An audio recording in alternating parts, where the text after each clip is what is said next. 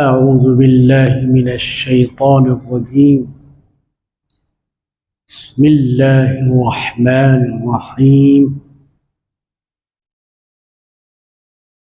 شهر رمضان الذي أنزل فيه القرآن هدى للناس وبينات من الهدى والفرقان. وقال سبحانه وتعالى في شأن رسوله المجتبى وحبيبه المصطفى صلى الله عليه وسلم: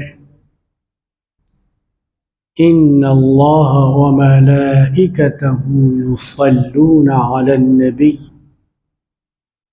يا أيها الذين آمنوا صلوا عليه وسلموا تسليما.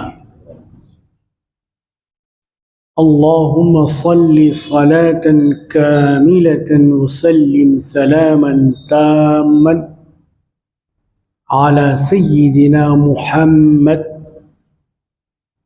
الذي تنحل به العقد وتنفرج به الكرب وتقضى به الحوائج وتنال به الرغائب وحسن الخواتم ويستسقى الغمام بوجهه الكريم وعلى آله وصحبه في كل لمحة ونفس بعدد كل ما هو معلوم لك يا الله يا الله يا الله. بفضل سبحان ربك رب العزة عما يصفون وسلام على المرسلين والحمد لله رب العالمین.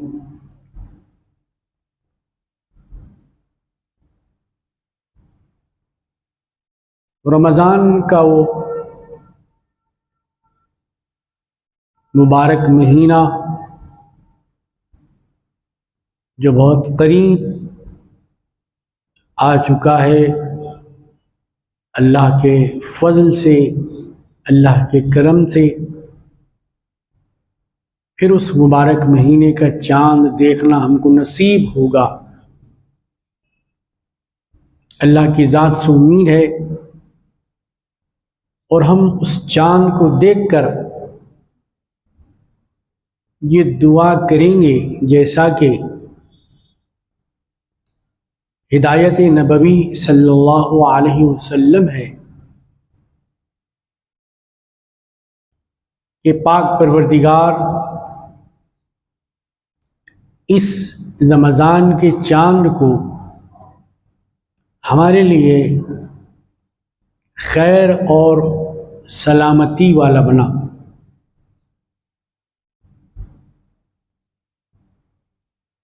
میرا رب اور اے چاند تیرا رب، دونوں کا رب ایک ہی ہے یعنی اللہ. اگر آپ یہ دعا عربی زبان میں پڑھتے ہیں تو اچھا ہے، بہتر ہے، لیکن اگر آپ اردو میں بھی پڑھنا چاہیں تو پڑھ سکتے ہیں، اس کی اجازت ہے. دعا میں بھی یہ تعلیم دی جا رہی ہے کہ مومنین اور مومنات، مسلمین اور مسلمات چاند کی خوبصورتی میں نہ کھو جائیں، چاند میں محو نہ ہو جائیں، بلکہ آسمان کے چاند کو بھی دیکھ کر اپنے اللہ کو یاد کریں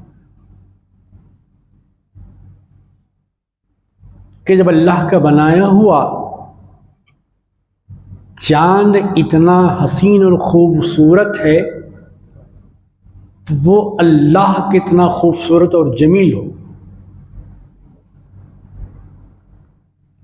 اللہ جمیل یحب الجمال. اللہ تعالی خود حسین اور جمیل ہے. اگرچہ کہ ہم نے اسے دیکھا نہیں ہے لیکن ہمارا ایمان بحیثیت مسلمان ایک مومن ہونے کے لحاظ سے ہم کو اللہ تعالیٰ کے اکیلے تنہا یکتا اور واحد ہونے کا اقرار کرنا ہے زبان سے، اور اس اللہ کی پاکیزگی اور اس کے حسن و جمال کا بیان بھی اپنی زبان میں کرنا. ربی میرا رب، اور آپ چاند سے خطاب کر رہے ہیں، چاند سے بول رہے ہیں کہ چاند تو جو خوبصورت ہے تو اپنی ذات سے نہیں ہے بلکہ تجھے اللہ نے خوبصورت بنایا. تو خوبصورتی ہو یا بدصورتی ہو یہ اللہ کی طرف سے ہوتی، جیسے کہ ہمارا ایمان ہے والخیر والشر من اللہ تعالی. اچھائی اور برائی یہ دونوں کا سرچشمہ اللہ تعالیٰ کی ذات ہی ہے، اسی کی طرف سے ہے. فاعل حقیقی، خالق حقیقی اللہ تبارک و تعالیٰ کی ذات.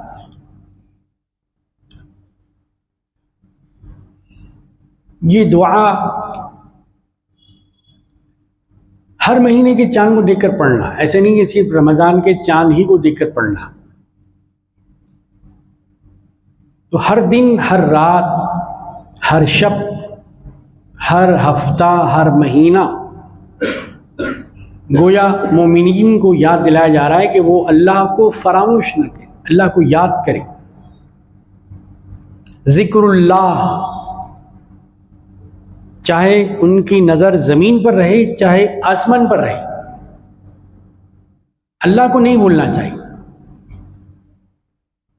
اسی لیے مذہب اسلام میں اللہ کے ذکر کی بڑی اہمیت. بزرگان دین، اولیاء اللہ، صالحین کو آج ہم کیوں یاد کرتے ہیں؟ اس لیے یاد کرتے ہیں کہ وہ اللہ کو یاد کرتے ہیں، اللہ کا ذکر کرتے تھے، اللہ تعالیٰ کی حمد و ثنا کرتے تھے.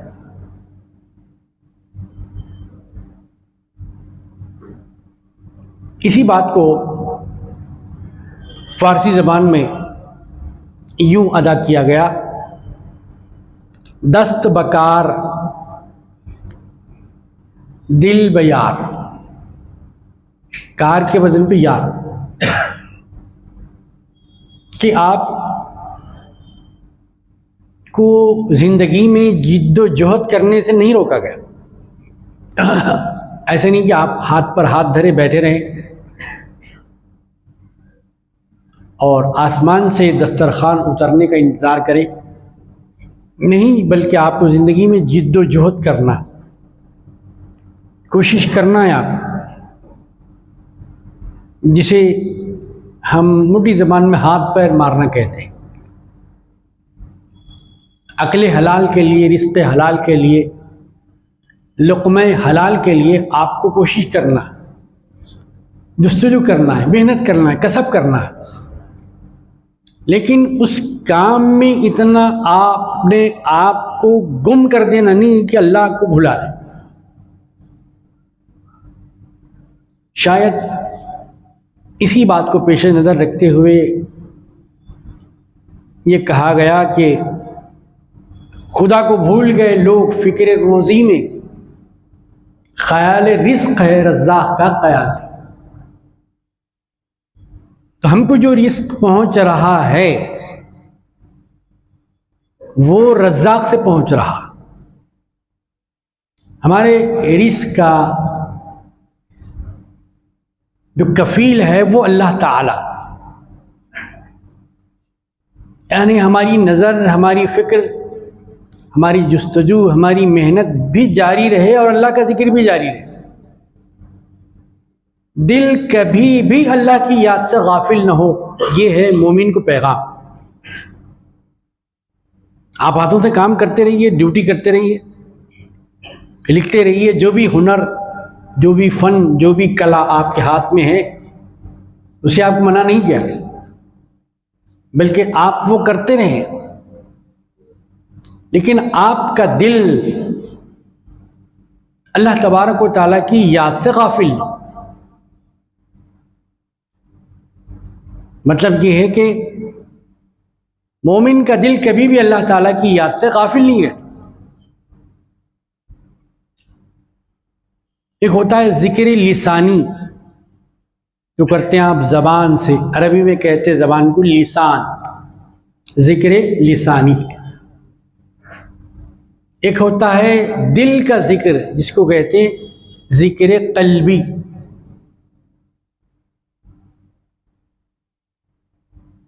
تو ذکر لسانی کا جیسے موقع ہے یا اس کے اوقات ہیں، لیکن ذکر قلبی کا کوئی وقت مقرر نہیں ہے. نماز کا وقت مقرر ہے، روزے کا مہینہ مقرر ہے، حج کی تاریخیں مقرر ہے، لیکن جہاں تک ذکر کا معاملہ ہے وہ مقرر نہیں ہے. جو پاک حالت میں ہیں، پاک جگہ ہیں، پاک مقام پر ہیں، صاف ستھرے ہیں، تو پھر آپ ذکر کو جاری رکھیں. یعنی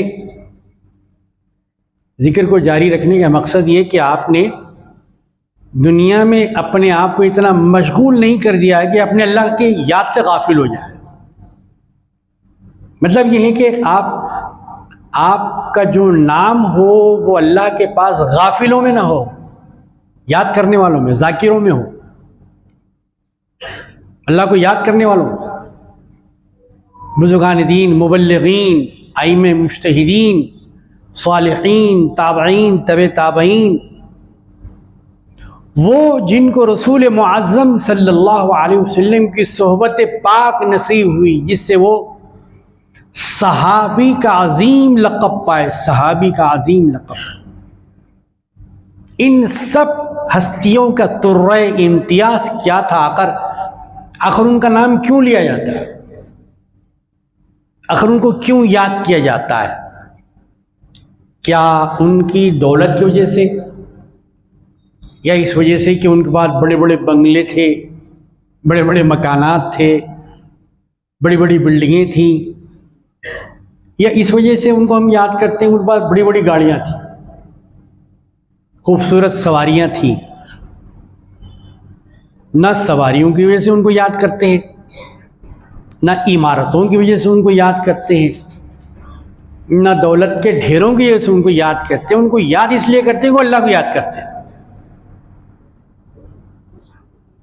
انہوں نے اپنا نام ذاکروں میں لکھوایا تھا، غافلوں میں نہیں لکھوایا. اسی لیے جو ذاکر ہوتے ہیں نا، ذاکر، وہ ذکر کرتے بھی ہیں، دوسروں کو بھی ذکر میں لگاتے ہیں. چاہو بھائی اللہ کا ذکر کریں، کچھ وقت اللہ کے ذکر کے لیے نکالیں، کچھ ٹائم نکالیں، کچھ وقت نکالیں، تاکہ ہمیں اللہ یاد رہے، دنیا کا بنانے والا یاد رہے. تو ایسی محفلوں میں جانا بڑی خوش نصیبی بات ہے جہاں اللہ کا ذکر ہوتا ہے، یہاں اللہ تعالیٰ کو یاد کیا جاتا ہے۔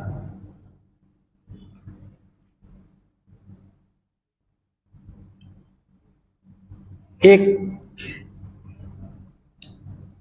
بزرگ شخصیت ایک صاحب سے ملاقات کے لیے جا رہے تھے کہ ان سے جا کے ملاقات کریں گے۔ یہ ملاقات کرنا ان کا کسی جاب کے لیے سفارش ریکمنڈ نہیں تھا، یا کچھ ان سے دولت مانگنے کے لیے نہیں جا رہے تھے، اس لیے جا رہے تھے کہ وہ اللہ کو یاد کرنے والے ہیں۔ لیکن چلتے چلتے ہوا یہ کہ جسے کہتے ہیں وقت کی گھڑی، تھوڑی دیر کے لیے اللہ کا ذکر ان کی زبان پر نہیں آیا، اللہ کا ذکر ان کی زبان پر نہیں آیا، تو ہوا کیا، زندوں کی فہرست سے ان کا نام نکال دیا گیا اور مردوں کی فہرست میں ان کا نام لکھ دیا گیا۔ تو اس مقام پر، اس درجے پر، اس رتبے پر وہ فائز تھے کہ وہاں اللہ کو یاد ہی یاد کرنا ہے، یہ عام لوگوں کی بات نہیں ہے۔ مگر سوال یہ ہے کہ کیا مومن عام انسان ہوتا ہے؟ نہیں ہوتا، مومن خاص ہے۔ اسی لیے اللہ تعالیٰ نے مومنوں سے جب خطاب کیا تو عام لہجے میں خطاب نہیں کیا، خاص لہجے میں خطاب کیا۔ اب یہ الگ بات ہے کہ مومن کو خود اپنا مقام نہیں معلوم کہ وہ کس مقام پہ ہے، اللہ تعالیٰ اس کو کتنا چاہتا ہے، اللہ تعالیٰ اس کو کتنا پسند فرماتا ہے۔ دنیا میں بڑی بڑی کتابیں ہوئی، لیکن بحیثیت مسلمان قوم ہونے کی ہمارا یقین ایمان ہے،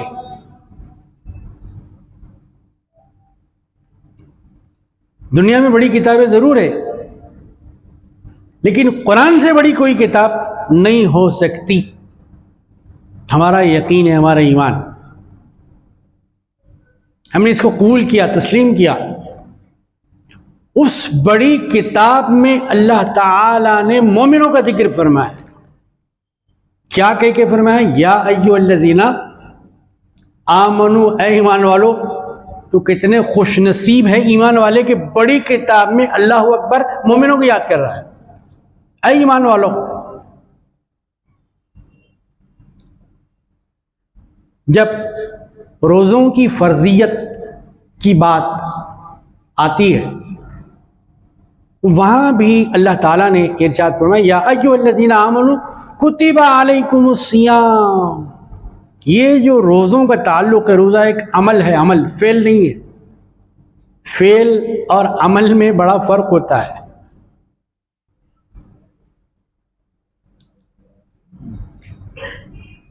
اس لیے کہا گیا یا ایھا الذین آمنوا وعملوا الصالحات وفعلوا الصالحات نہیں کہا گیا، حالانکہ فعل بھی کام کو کہتے ہیں، عمل بھی کام کو کہتے ہیں، لیکن مومن کا کام فعل نہیں ہوتا، عمل ہوتا ہے۔ بات میں بات یاد آ رہی ہے۔ اسی لیے حضور انور شافع محشر صلی اللہ علیہ وسلم نے ارشاد فرمایا انما الاعمال بالنیات، انما الافعال بالنیات نہیں کہا۔ اگر آپ غور کریں ایک ایک بات پر، ایک ایک جملے پر، ایک ایک لفظ پر، تو ایک ایک حدیث میں ایک ایک جہان ہے، ایک ایک جہان، ایک ایک دنیا ہے۔ قربان جائیے رسول اکرم صلی اللہ علیہ وسلم کی فصاحت اور بلاغت۔ اسی لیے حضور پاک علیہ الصلوۃ والسلام کی گفتگو عام انسانوں سے الگ ہوتی ہے۔ عام انسانوں کو اللہ تعالیٰ پیغمبر نہیں بناتے، خاص انسانوں کو اللہ تعالیٰ پیغمبر بناتے۔ جب ذات خاص ہوتی ہے تو بات بھی خاص ہوتی ہے۔ حضور پاک علیہ الصلوۃ والسلام نے ارشاد فرمایا اوتیت، مجھے دیا گیا جوامع الکلم، ایسی بات، ایسا انداز گفتگو، ایسا لب و لہجہ، ایسا کلام جو دیکھنے میں تو مختصر ہوتا ہے لیکن تشریح کی جائے تو اس میں معنوں کا ایک سمندر ہوتا ہے. اس کو کہتے ہیں جوامع الکلم. بظاہر الفاظ کم ہوتے ہیں لیکن معنی کے اندر بحر زقار ہوتا ہے، بحر زقار. جب روزوں کی فرضیت کی بات آئی تو اللہ پاک نے ارشاد فرمایا اے ایمان والو. دراصل ایمان بہت بڑی چیز ہے، اس کی حفاظت بڑی چیز ہے. جیسے جیسے دنیا آگے بڑھتی جا رہی ہے، نئی نئی چیزیں، نئے نئے آلات، جی تعیشات، زندگی میں آسانی، سہل پسندی، یہ داخل ہوتی جا رہی کہ بھئی ہمارے آرام میں کوئی خلل نہ ہو، ہم کو کوئی تکلیف نہ پہنچے.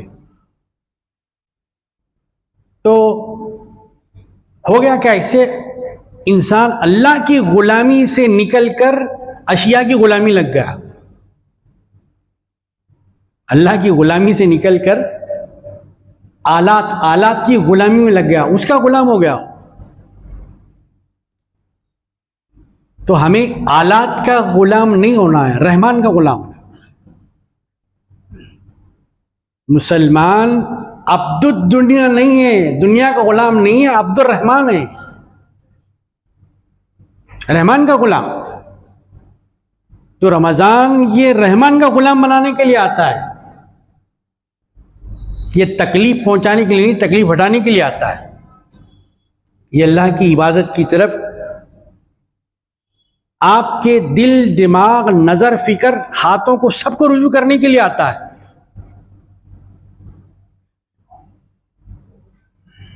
رمضان یقیناً نیکیاں کرنے کا مہینہ ہے، لیکن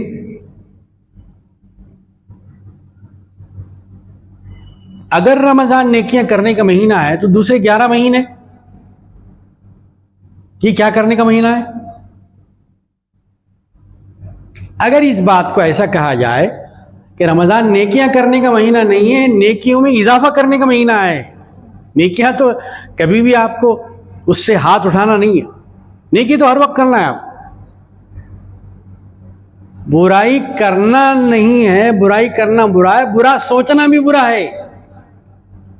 لیکن آج کتنے لوگ ہیں جو اس بات پر سوچ رہے ہیں کہ ہم کو برا تو کرنا ہی نہیں ہے، برا سوچنا بھی نہیں ہے. مومن برائی کرتا نہیں ہے، برا سوچتا بھی نہیں ہے، برا سوچنا بھی نہیں ہے. تو یہ پیغام اسلام کا، اور رمضان شریف میں یہ جذبہ اور بڑھ جاتا ہے کہ مجھے جو کام کرنا ہے وہ اپنے رحمان کو راضی کرنا ہے، رب رحیم کو راضی کرنا ہے، پروردگار عالم جل جلالہ کو راضی کرنا ہے. اسی لیے کہا جاتا ہے جب حضرت سیدنا عمر فاروق خلیفہ دوم خلافت راشدہ اسلامیہ رضی اللہ تعالی ایک بار کہیں سے پہلی آسمانی کتابوں میں کوئی کتاب آپ کے ہاتھ لگ گئی، وہ کسی بندے کی لکھی ہوئی کتاب نہیں تھی، پہلی آسمانی کتاب. اب وہ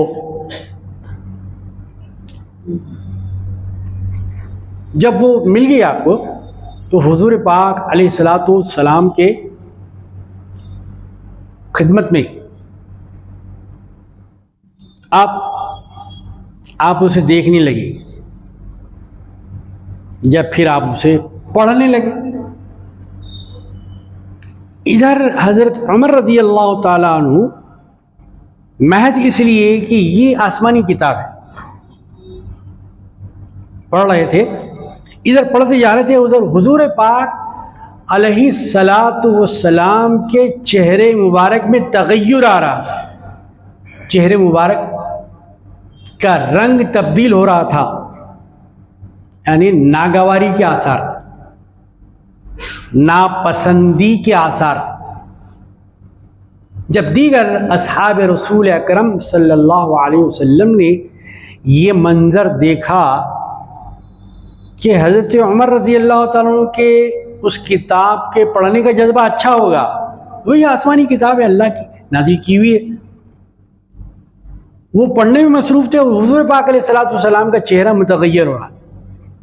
دوسرے صحابہ نے حضرت عمر رضی اللہ تعالیٰ عنہ کو متوجہ کیا، آپ تو کتاب پڑھ رہے ہیں لیکن کیا سرکار کو بھی دیکھ رہے ہیں؟ آپ سرکار کی کیفیت ملاحظہ فرما رہے ہیں کہ ادھر کیا رنگ ہے، ادھر کیا کیفیت ہے، ادھر کیا حالت ہے۔ جب یہ کیفیت حضرت عمر فاروق رضی اللہ تعالیٰ پر واضح ہوئی، آشکار ہوئی، جب آپ نے یہ ملاحظہ کیا کہ ناگواری کے آثار، ناپسندیدگی کے آثار حضور اکرم صلی اللہ علیہ وسلم کے چہرے مبارک پر ہیں، تو فوراً آپ نے کتاب بند کر دی۔ اس وقت کیا کہا آپ نے؟ رضیت باللہ ربا وبالاسلام دینا وبسیدنا محمد صلی اللہ علیہ وسلم رسول النبی۔ رضیت، میں تو اللہ سے راضی ہوا کہ وہ میرا رب ہے، وبالاسلام، اور میں اسلام سے راضی ہوا، اور حضور اکرم صلی اللہ علیہ وسلم سے راضی ہوا کہ آپ خاتم النبیین ہیں۔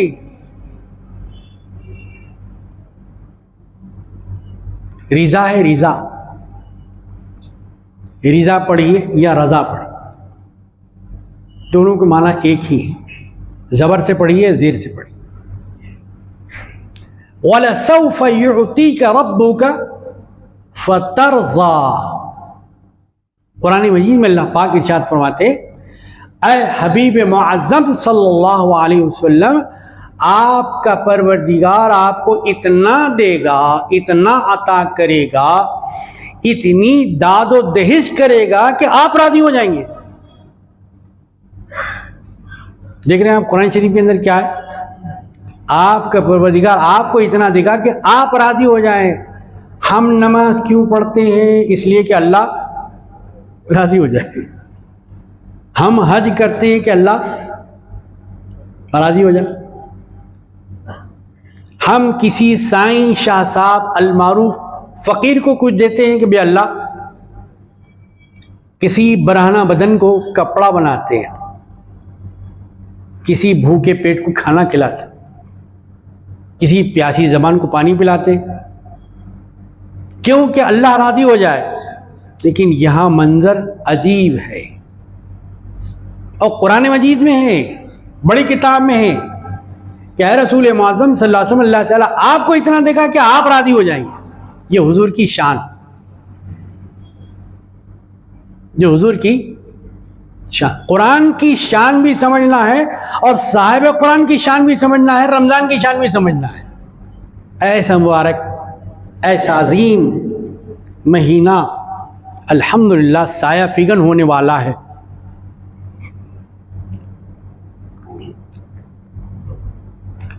تو اس ماہ مبارک کے اندر جو عمل سب سے پہلے ہم کو کرنا ہے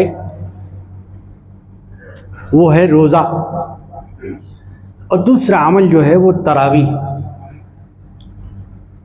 مومن نیکیوں میں آگے بڑھتا ہے، سبقت کرتا ہے، جستجو کرتا ہے، تو نیکیوں میں اضافے کا مہینہ ہے رمضان، یعنی نیکیوں میں کمی کا۔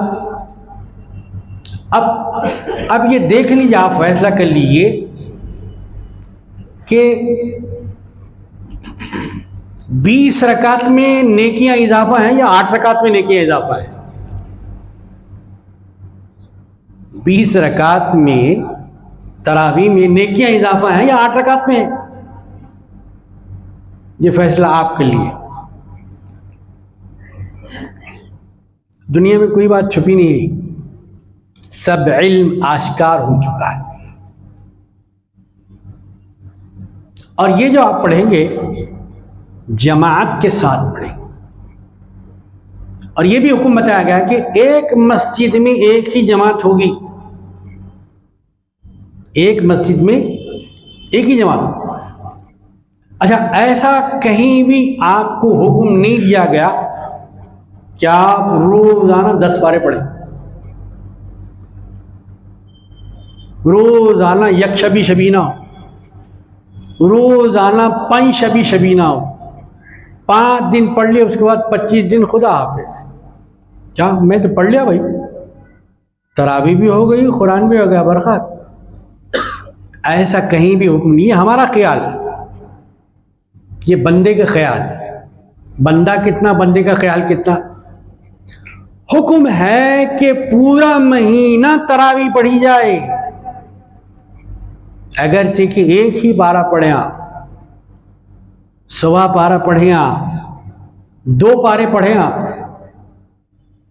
ایک دہا پڑھ لینا اور یہ سمجھنا کہ میری تراویح ہو گئی، میری قرآن ہو گئی، یہ خیال اسلامی خیال نہیں ہے۔ اس کی تصحیح، کریکشن ضروری ہے۔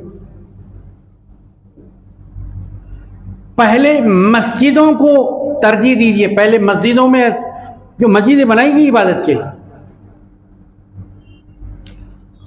فرض نمازیں ہوتی ہیں مسجدوں میں، مسجد کہتے ہی اس کو جہاں سجدہ کیا جاتا ہے، سجدہ ہوتا ہے نماز میں۔ تو تراویح، جسے بعض ہمارے بھائی کہتے تراویح نہیں ہے وہ، بلکہ ہے تراویح۔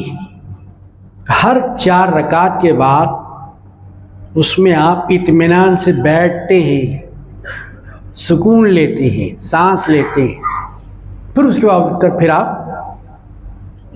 نماز پڑھتے ہیں۔ تو یہ نماز آپ کو پوری مہینہ پڑھنا ہے، مکمل مہینہ، چاند دیکھ کر شروع کرنا ہے، چاند دیکھ کر ختم کرنا۔ کہیں بھی آپ کو حکم نہیں دیا گیا کہ 5 دن پڑھی اس کے بعد آپ کو آزادی ہے، چھٹی ہو گیا، ایک دہا ہو گیا، بھی میرا تو دہا ہو گیا، قرآن ہو گئی بس کافی، ایسا نہیں ہے۔ ایک پارہ پڑھی، سوا پارہ پڑھی۔ یہاں اس جامع مسجد سکندرآباد کے اندر بھی انشاءاللہ تبارک و تعالی سوا پارہ نماز تراویح میں پڑھا جائے گا۔ حضرت مولانا مفتی نیر اعظم صاحب قبلہ مدد اللہ العالی سوا پارہ پڑھیں گے۔ نماز عشاء ٹھیک 8:30 بجے، عشاء کی جماعت 8 بجے ہوگی۔ پھر اس کے بعد جو پڑھا گیا ہے 11 مہینے تو نہ قرآن سننے کا وقت نکلا، نہ قرآن سمجھنے کا وقت۔ بھئی 1 مہینہ تو کم از کم وقت نکالیے، آپ کو پوری رات بیٹھنا نہیں ہے، 10 منٹ، 15 منٹ، 20 منٹ، یہ آپ کو تلاوت سننا بھی ہے، تلاوت سمجھنا بھی ہے۔ تو ایسا موقع ہم کو فراہم کیا جا رہا ہے، پھر یہ موقع ہم کو ملے گا، اس کی گارنٹی ہے ہمارے پاس، اس کی گارنٹی نہیں ہے۔ جیسا کہ میں نے اس سے پہلے بھی آپ خدمت میں رکھا کہ لندن میں ایک مفتی صاحب کے گھر میں 2 بجے رات ٹیلی فون آیا، ٹیلی فون۔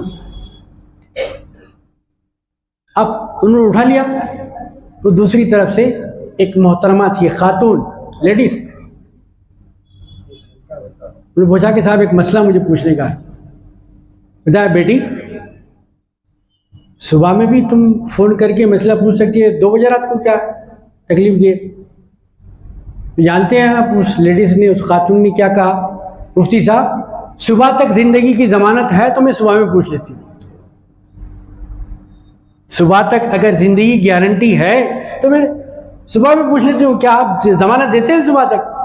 کیا کہ نہیں، تو پھر اس لیے میں مسئلہ پوچھ تاکہ مسئلہ معلوم ہو جائے، اس پر میں عمل کر سکوں۔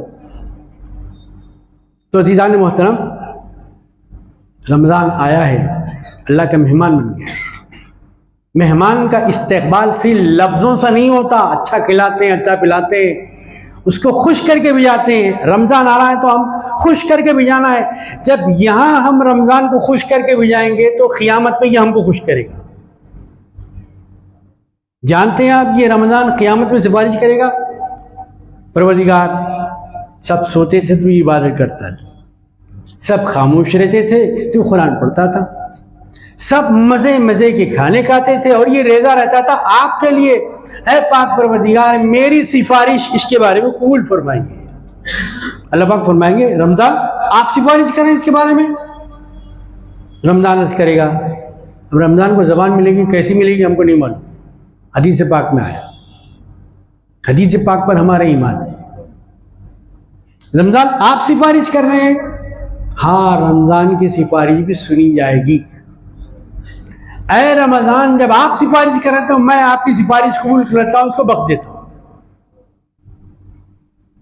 جس کو جنت عطا کر دیتا ہوں۔ اللہ تو رمضان کے اندر دو باتیں اس کا خیال ہم کو رکھنا ہے کہ روزہ رکھیں اور پھر تراویح پڑھیں، اسے غفلت نہ کریں۔ نمازوں کی پابندی کے بارے میں کہنا ایسا ہی ہے، بہت سے لوگ کہتے ہیں سب بولتے ہیں نماز کے بارے میں نہیں بولتے۔ دیکھیے اب ایسا ہی آدمی کو ارے بھی وقت ہو گیا کھانا کھاؤ بولتا کوئی؟ بولے تو کھانا کھاتے لوگ، یا ٹائم ہوتے ہی کھانا کھاتے؟ جیسا ٹائم ہوتے ہی کھانا کھاتے ٹائم ہوتے ہی نماز پڑھنا ہے، بولنے کی ضرورت ہی نہیں ہے اس کو۔ پیاس لگتے ہی پانی نہیں پیتے آپ، بولنا آپ کو ارے پیاس لگ رہی ہے آپ کو پانی پی لو، ایسا بولتے کیا؟ بولا کوئی؟ ارے ڈیوٹی کو جانا ہے، ارے بھائی ڈیوٹی کا وقت ہو گیا جاؤ ذرا ڈریس وریس پہن لو، بولتے کوئی؟ کیسا تیار ہوتے آپ؟ جوتے کو پالش کر لیتے، کپڑوں کو استری کر لیتے، بیج لگانا ہے بیج لگا لیتے، ہیٹ پہننا ہے ہیٹ پہن لیتے، سب کر لیتے، کوئی بولتا آپ کو؟ خود سے تیار ہوتے، خود سے۔ بندے کی ڈیوٹی خود سے ہو رہی ہے، رب کی ڈیوٹی کو یاد دلانا۔ بندے کی ڈیوٹی خود سے تیاری ہو رہی ہے، اللہ کی ڈیوٹی کو یاد دلانا۔ تو نماز تو فرض ہے بھائی، بولے بھی تو فرض ہے، نہ بولے بھی تو یہ تو ڈیوٹی ادا کرنا ہی ہے آپ کو۔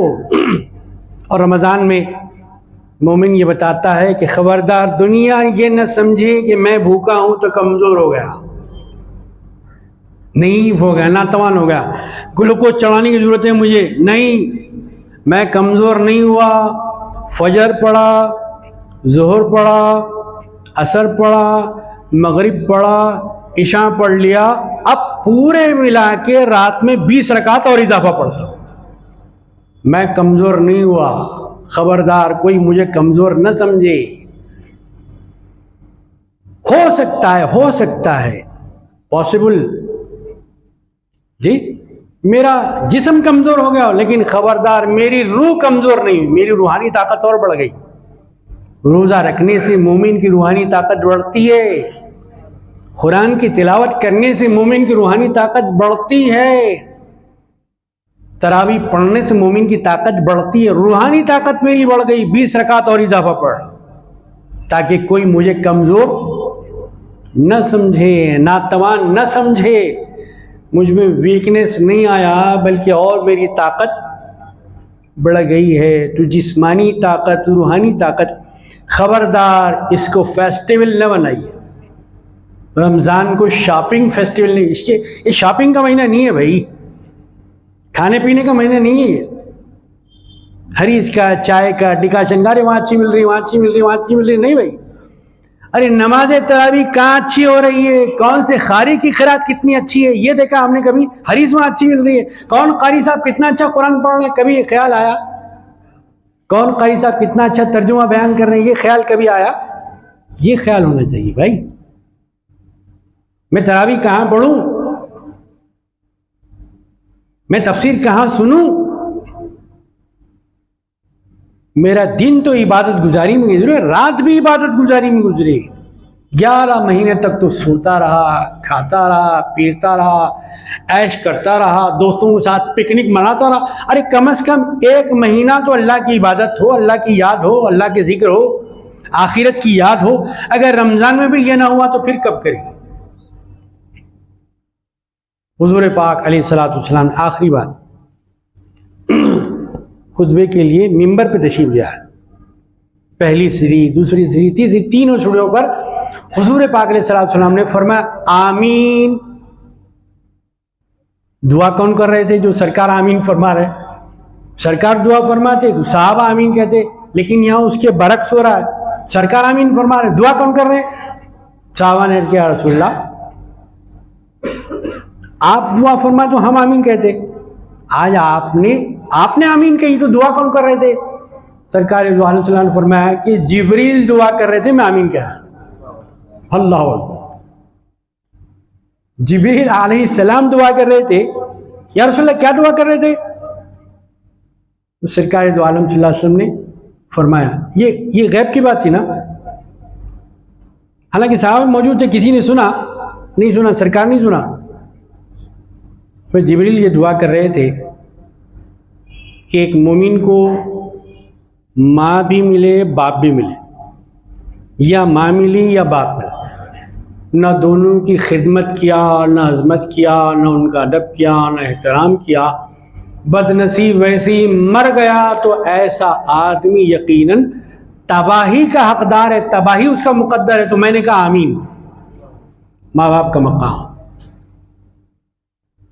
پھر حضرت جبریل دعا کی، یا رسول اللہ صلی اللہ علیہ وسلم وہ مومن جس کو رمضان ملا اور روزے نے رکھا، قرآن نہیں پڑھا، اس کی عزت نہیں کیا، اس کا استقبال نہیں کیا، بے قدری کیا، ناقدری کیا، ہیلے حوالے کر کے روزے نے رکھا، یا رسول اللہ وہ بھی تباہ ہو جائے، تو میں نے کہا آمین۔ اللہ، دعا بھی بڑی اہم ہے، آمین بھی بڑی اہم ہے۔ دعا فرشتوں کے سردار کی، آمین نبیوں کے سردار کی۔ اب اس کی قبولیت میں کوئی شک ہے؟ تیسری بات جو حضور پاک علیہ السلام نے فرمائی، جبریل علیہ السلام یہ دعا کری، یا رسول اللہ وہ آدمی انتہائی برا ہے، تباہ ہو جائے، برباد ہو جائے، ہلاک ہو جائے، جس نے آپ کا ذکر پاک سنا اور درود نہیں پڑھا۔ میں نے کہا آمین۔ 3 دعائیں، 3 آمین۔ یقیناً کوئی بھی ان تینوں دعاؤں میں سے نہیں ہونا چاہے گا۔ جب سرکار کا ذکر آئے گا درود پڑے گا، ماں باپ ملیں گے ان کی خدمت کرے گا، جب رمضان آئے گا تو رمضان کو خوش کر کے اللہ کے پاس بھیجانے کی کوشش کرے گا۔ اللہ تعالیٰ انہی لوگوں میں سے ہم کو بنائے۔ انشاءاللہ آگے کی باتیں آئندہ آپ سے ملاقات ہوگی، اس میں رکھی جائے گی۔ اللہ پاک رمضان کو ہمارے اندر خیر خوبی صلاحیت وآخر دعوانا الحمدللہ سنت ادا